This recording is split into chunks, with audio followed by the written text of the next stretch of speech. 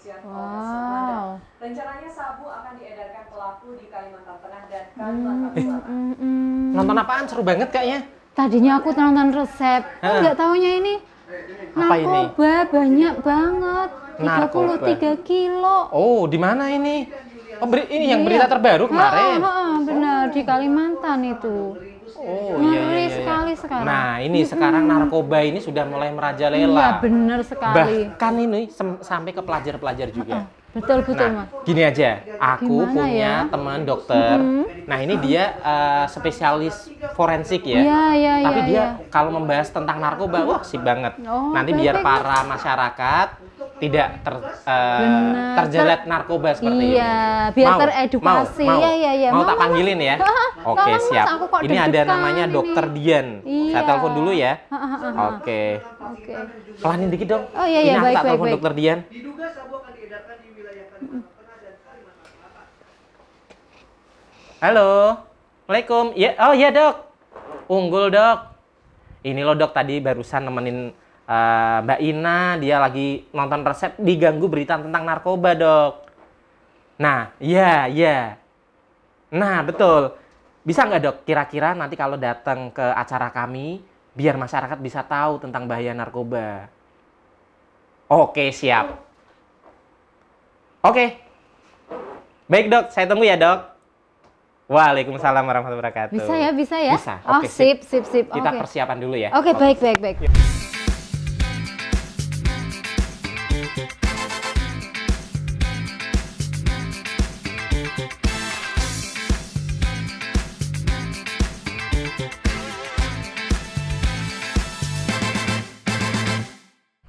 Oke, assalamualaikum warahmatullahi wabarakatuh. Salam sehat sahabat Risa. Kembali lagi bersama saya Unggul dan rekan saya. Ina. Kembali lagi bersama program Orkes, Obrolan obrolan kesehatan. Oke, selama 30 menit ke depan kita akan berbincang-bincang membahas tema-tema kesehatan. Tentunya dengan seorang narasumber yang sangat luar biasa dan sudah expert di bidangnya. Baik pemirsa, sebelumnya kita akan sapa dulu para pemirsa yang menyaksikan langsung program Orkes ini melalui channel YouTube kami di RSI Sultan Agung Semarang maupun yang menyaksikan langsung melalui TV-TV di public area kami. Semoga para pemirsa selalu diberikan kesehatan oleh Allah Subhanahu wa Ta'ala. Dan kami sapa juga para pengunjung dan pasien Rumah Sakit Islam Sultan Agung Semarang. Kami ucapkan terima kasih atas kepercayaan pelayanan kesehatan kepada RSI Sultan Agung dan semoga diberikan kesehatan serta kesembuhan dalam menjalani pengobatan di Rumah Sakit Islam Sultan Agung Semarang. Oke, baik. Dan pemirsa, dalam rangka Hari Anti Narkoba Internasional yang kebetulan nanti akan diperingati tanggal 26 Juni. Nah, kali ini kita akan membahas tentang bahaya narkoba dan jalan menuju pemulihannya. Nah, pemirsa harus tahu bahayanya seperti apa dan bagaimana nanti kalau sudah terkena narkoba, pemulihannya bagaimana. Nah, kita langsung datangkan di tengah-tengah kami, kita sudah ada Dr. Dian Novitasari, SPFM. Nah, Assalamualaikum, Dokter. Assalamualaikum, dokter. Gimana kabarnya, Dok, ini, Dok? Sehat walafiat. Alhamdulillah, udah semangat juga ini Dokter Dian nih, luar Siap, biasa. selalu. Masih pegang-pegang itu, Dok? Pegang apa? Pegang, serem itu. Kalau aku diajak Dokter Dian kerja gitu mungkin takut ya, Dok ya. Iya. Merinding Tapi kali terus ini kita ya. membahasnya bukan yang itu, tapi yang tentang narkoboy Narkoba. atau narkoba ya pemirsa ya. Baik, Dokter, dari mana aja ini tadi? Dari kampus ngajar, kadang juga keliling Jawa Tengah kalau ada kasus-kasus terkait kasus-kasus pidana. ya. Oh iya, Luar siap. biasa. Baik, kali ini kita membahasnya bukan tentang permayatan ya, perotopsian bukan, tapi kita akan membahas tentang narkoba ini, Dok. Nah, narkoba sendiri itu sebenarnya itu apa sih, Dok? Soalnya kalau kita mendengar kata narkoba gitu kayaknya serem banget gitu. Iya, jadi sebenarnya kalau kita bicara tentang narkoba ini satu tema yang sudah familiar ya. Betul. Karena hampir di setiap edisi berita itu biasanya muncul tema itu. Narkoba. Jadi kalau kita ingin mengenal lebih jauh tentang narkoba, jadi narkoba itu singkatan dari narkotika, psikotropika, dan zat adiktif lainnya. Dan jadi itu yang singkatan. aktif. Oh. Jadi kenapa disebut sebagai narkoba? Karena sebagian besar zat-zat ini adalah zat-zat yang bisa merusak mental dan psikis. Karena apa? Efeknya bisa menurunkan kesadaran, Betul. bisa menghilangkan nyeri secara berlebih, Oh. kemudian bahkan bisa membuatkan ini psikoaktif, jadi bisa lebih bersemangat, jadi lebih excited, tetapi dalam dosis yang tidak sesuai. Tidak sesuai. Oke. Berarti macam-macam ya, Dok. Narkoba itu ada beberapa jenisnya, banyak sekali. Banyak sekali. Yang sudah terregistrasi sejauh ini hampir 70 sekian jenis narkoba. Jadi obat-obatan ya berarti, Dok ya? Obat-obat bisa berupa obat-obatan, bisa berupa zat yang bisa alami dari tanaman, bisa semi sintetis atau bahkan bahan kimia. Jadi tergantung penggolongannya. Penggolongannya. Betul. Berarti dari narkoba sendiri itu dipisahkan tergantung jenisnya ya, Dok. Kayaknya ada ya? golongan Betul. 1, 2, 3 gitu ya, Dok. Betul. Golongannya apa aja sih, Dok? Ya, jadi kalau kita mengklasifikasikan narkoba, psikotropika dan zat adiktif itu bisa dilihat dari tergantung ya dari efeknya, bisa penggolongannya berdasarkan sejauh mana dia menyebabkan adiksi atau ketergantungan, bisa juga digolongkan berdasarkan dari bahan bakunya tadi alami atau semi sintetis atau sintesis, betul. Jadi kalau golongan-golongan itu biasanya dipakai di undang-undang narkoba ya, di undang-undang nomor 35 itu biasanya golongan 1, 2, 3, kemudian 4 itu nanti dilihat dari apakah zat tersebut itu bisa digunakan untuk secara medis atau tidak, dan juga tergantung dari apakah zat itu menyebabkan ketergantungan tadi secara kuat atau ada ketergantungan secara lemah. Oke, Dok. Seberapa bahayanya narkoba ini, Dok? Kok sampai biasanya itu sampai di jalan-jalan ada peringatan tidak boleh memakai narkoba, dari anak sekolah sampai dimanapun biasanya pasti ada peringatan, Dok. Seberapa bahayanya sih narkoba buat masyarakat, Dok? Betul, kalau kita bicara tentang bahaya narkoba, tentu bahaya sekali. Karena lebih banyak dampak negatifnya. Walaupun pada beberapa zat obat narkoba ini ada manfaatnya kalau dipakai dengan benar dan atas indikasi medis. Betul. Jadi ada beberapa obat memang dipakai oleh para dokter ya untuk misalnya untuk menghilangkan nyeri, mengurangi nyeri pada saat pasien operasi, tetapi tentu di bawah pengawasan dokter. Dan dosisnya harus sesuai. Nah, bahaya tadi akan muncul apabila penggunaan ini tadi secara ilegal dan dosisnya tidak sesuai. Nah, karena kalau dosisnya tidak sesuai, biasanya para pengguna ini justru akan mengalami toleransi dosis obat. Akhirnya apa? Tambah lagi. Mungkin dari pertama 1 pil dulu, berikutnya 2 pil. Nah, lama-lama 2 pil kok nggak kerasa, 3 pil, lama-lama 10 pil. Nah, ini biasanya efek yang akan ditampilkan dari penggunaan narkoba-narkoba ini. Gitu. Berarti memang biasanya dari yang kecil-kecil dulu ya, Dok. Minum 1 nanti merasa enak gitu. Akhirnya berangsur-angsur jadi banyak ya. Artinya jadi ketergantungan ya, Dok. Iya, betul. Jadi kalau kita lihat tahapan-tahapan pengguna narkoba itu biasanya awalnya coba-coba dulu. Awalnya coba-coba dulu ya. Coba-coba itu bisa dia beli sendiri misalnya atau ditawari sama pengedar. Biasanya malah tawarnya. Betul. Dan pengedar itu pintar. Biasanya kalau pengedar itu pertama digratisin dulu. Ini gratis deh buat kamu dulu, coba. Promo ya, Dok. Promo ya. Buy one get one gitu ya. Buy one get one. Jadi promo dulu. Nanti lama-lama akhirnya apa? Mungkin dititipi, kamu bisa jualin ke temanmu, nanti kamu dapat komisi. Nah, akhirnya apa? Lama-lama kamu nyoba juga. Nah, akhirnya apa? Karena tadi 1, 2 tablet sudah tidak kerasa, akhirnya tambah lagi. Jadi rutin. Ngemilnya jadi ngemil narkoba. Cemilannya narkoba, obat-obatan ya, Dok ya. Nah, ini, Dok, kita melenceng sedikit.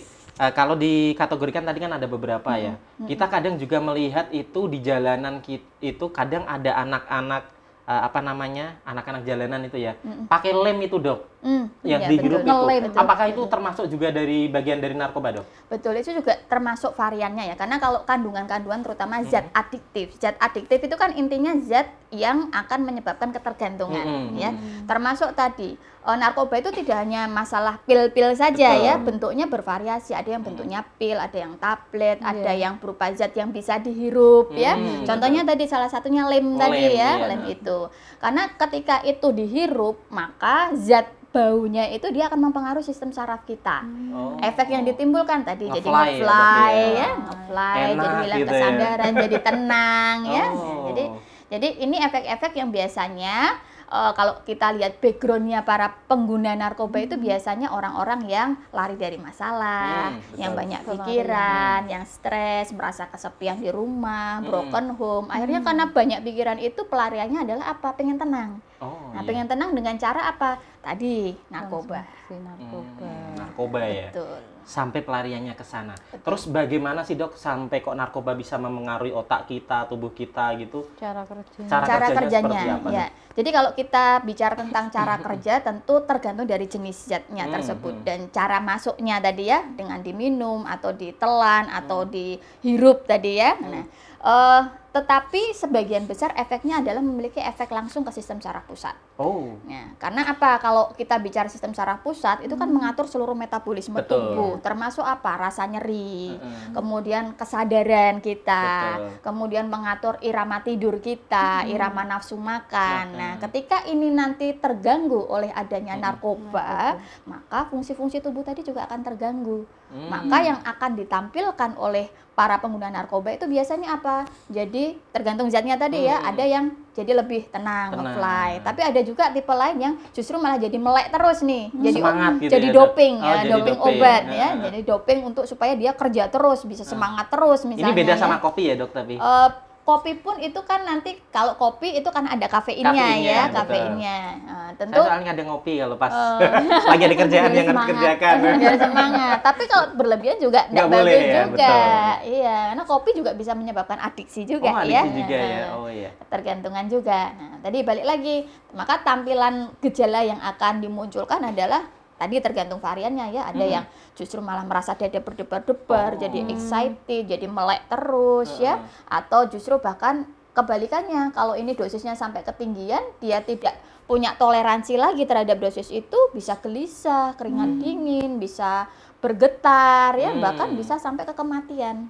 Sampai ke kematian. Sampai ke kematian. Oh, serem juga ya ternyata ya. Jadi dampaknya sangat bahaya sekali. Oh, bahaya. Untuk dampak jangka panjangnya, Dok?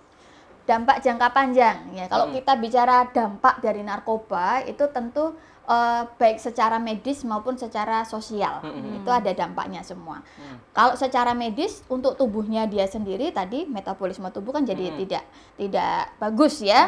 Jadi bisa ke arah kerusakan organ-organ tidak terkendali, jantung bisa rusak, kemudian hepar, ginjal juga rusak juga ya. Nah, tentu akan menimbulkan penyakit-penyakit terkait keluhan tersebut.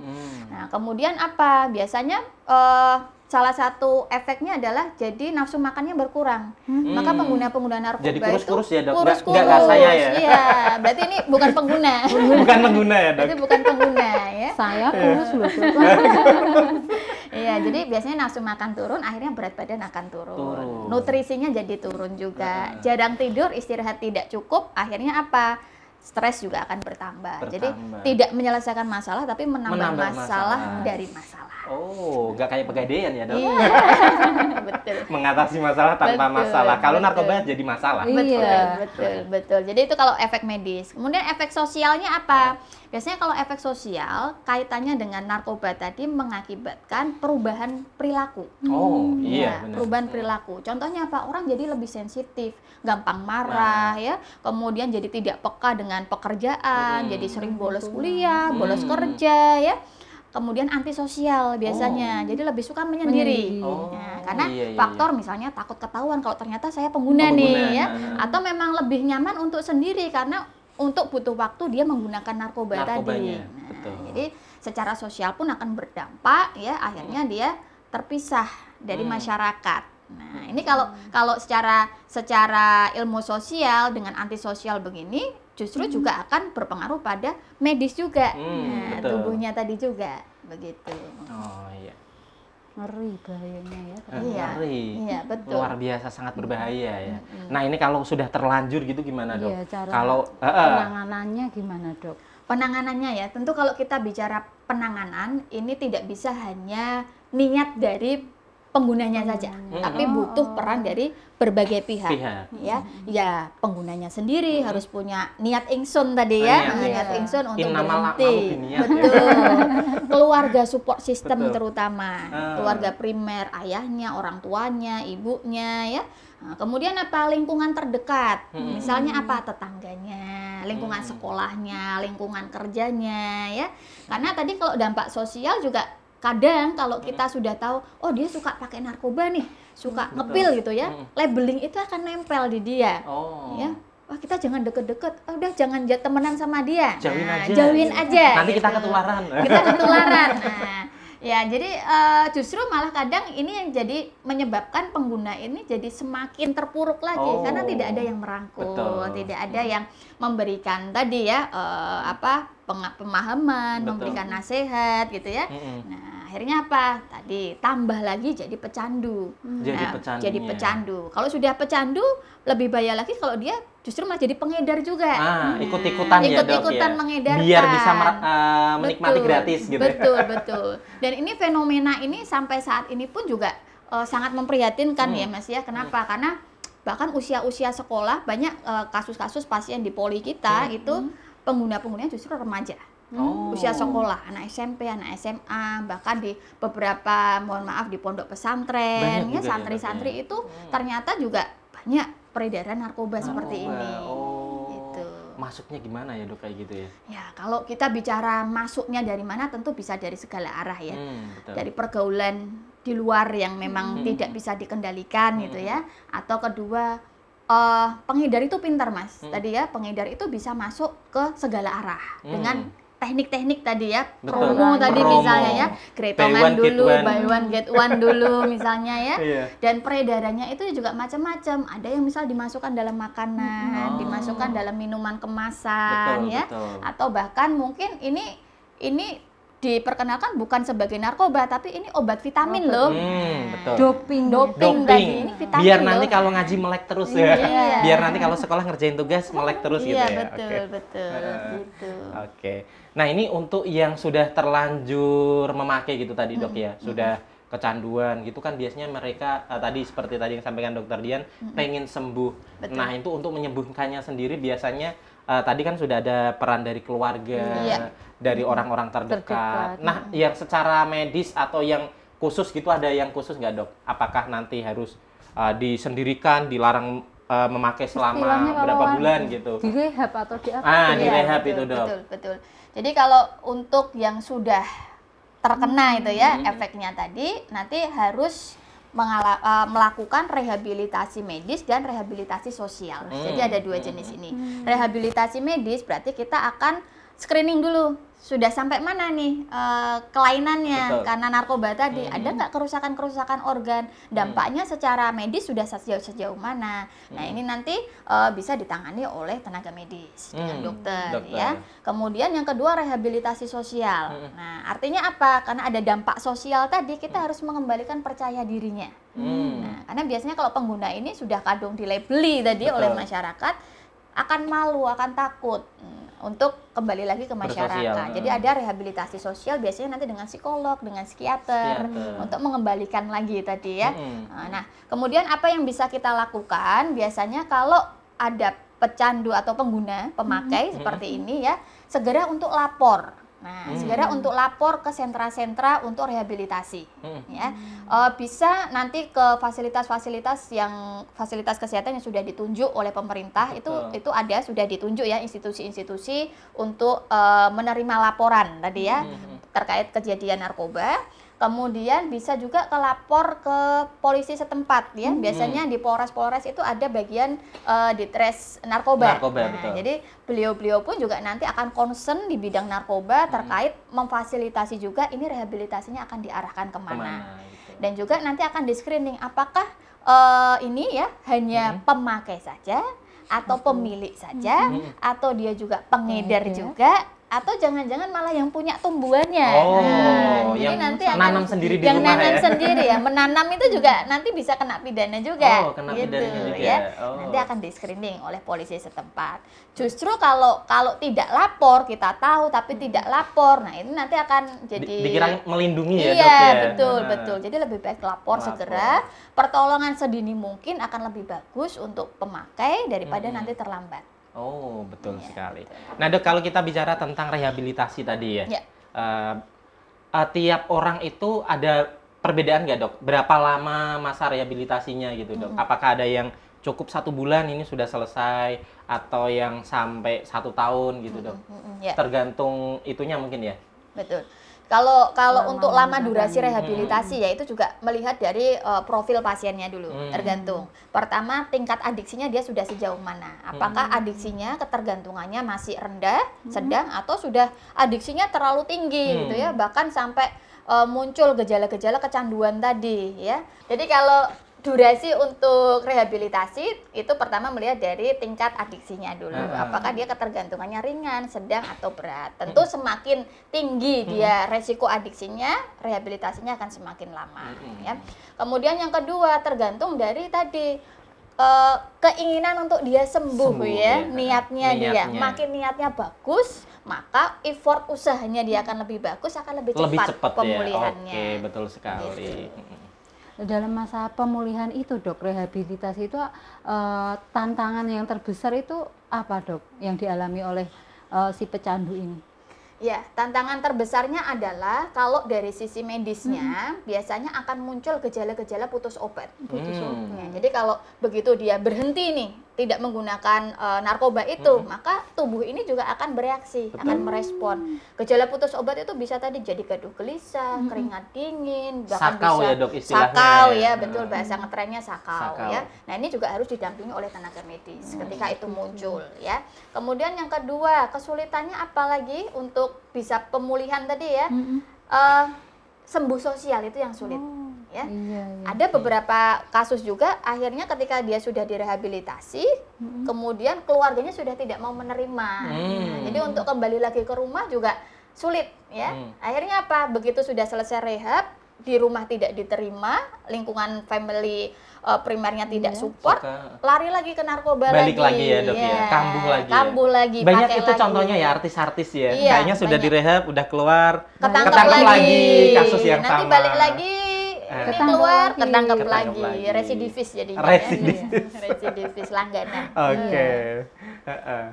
Untuk strategi pencegahannya ini dok?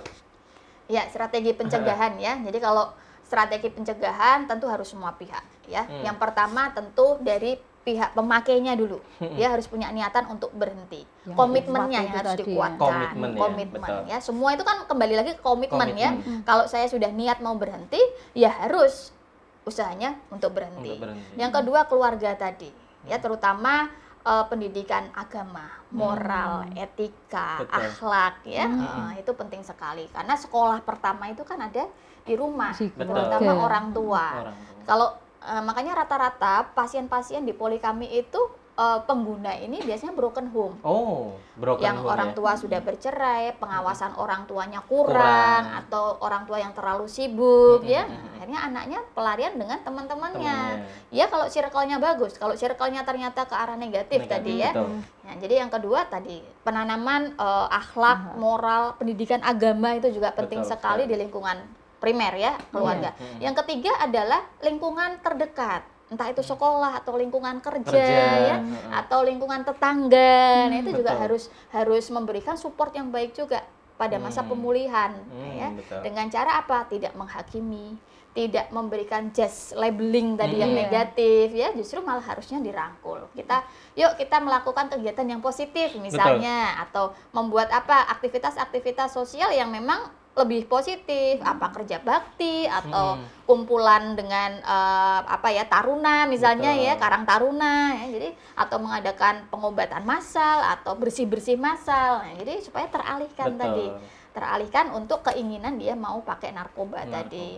Kemudian yang keempat apa? Peran dari pemerintah. Ini juga penting. Kenapa? Karena kalau pemerintah tidak ikut andil di sini, ya tentu terkait kebijakan, terkait fasilitas tadi merujuknya kemana sih, atau sentra-sentra rehabilitasinya tuh kita bisa kemana saja sih, dan sosialisasi juga penting tadi.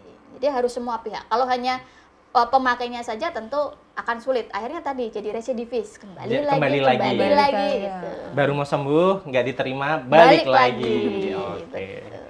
Nah dok, sekarang itu kan banyak itu ya. Pil sapi apa itu dok yang dimaksud yang lagi ngetren itu loh dok?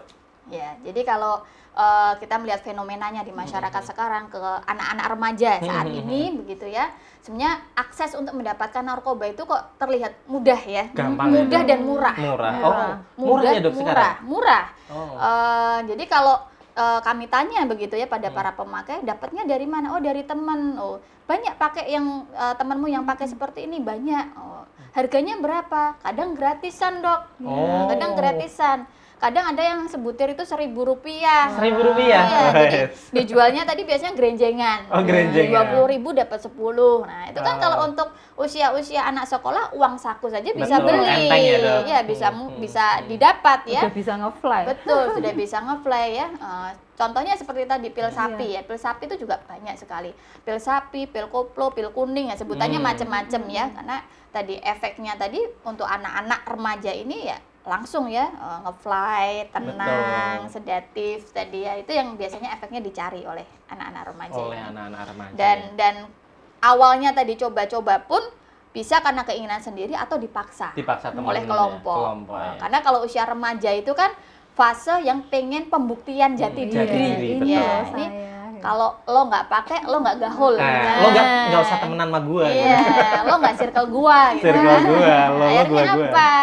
Pembuktian jati diri itu dengan pakai itu, akhirnya ngikut ya dok ya. Akhirnya ikut juga. Oh, iya. Itu sama dengan obat bius hewan itu ya kayaknya. Kalau di luar negeri kayaknya ada obat bius hewan gitu, itu juga bisa termasuk narkoba. Iya, artinya kalau obat bius, obat yang sifatnya bisa menurunkan Kesadaran. kesadaran itu kita harus lihat lagi apakah golongannya termasuk ke narkotik atau tidak.